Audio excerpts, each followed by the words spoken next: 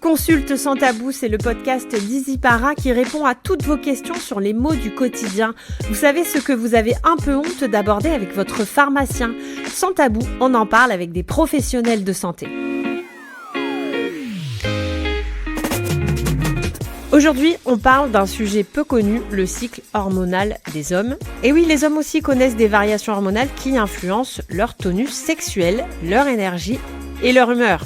Et pour en discuter, comme toujours, je suis avec Nathalie. Bonjour Nathalie. Bonjour Sandy, bonjour à tous. C'est vrai, on en parle souvent, le cycle féminin, mais on oublie que les hommes aussi suivent un rythme hormonal qui, lui, est quotidien. Même s'il est moins visible, quoique... Alors concrètement, ça ressemble à quoi un cycle chez l'homme ? Il s'étale sur 24 heures. Chaque matin, entre 6 et 8 heures du matin, la testostérone atteint son pic. D'où l'érection matinale, l'énergie au réveil et souvent une libido bien présente. Puis elle diminue au fil de la journée, ce qui peut entraîner fatigue, baisse de motivation, voire saut d'humeur.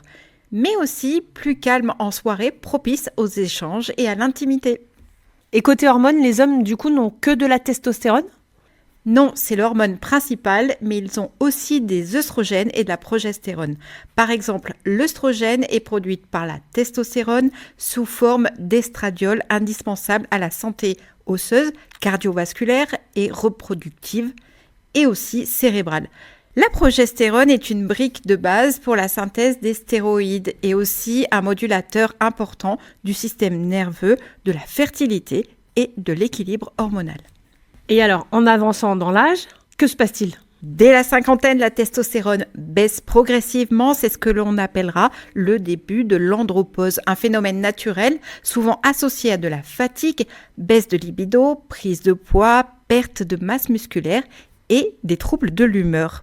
Et en parallèle, les œstrogènes peuvent augmenter à ce moment-là, accentuant ce déséquilibre. Ah oui, c'est pas des bonnes nouvelles ça, mais alors comment soutenir naturellement son équilibre hormonal et du coup son tonus sexuel ?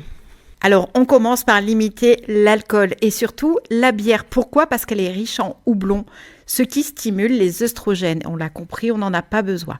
Manger des légumes crucifères, brocolis, choux et on maintient son apport en protéines pour un bon équilibre hormonal et musculaire. De plus, on fait le plein de zinc, de magnésium et de vitamine B qui boostent la testostérone.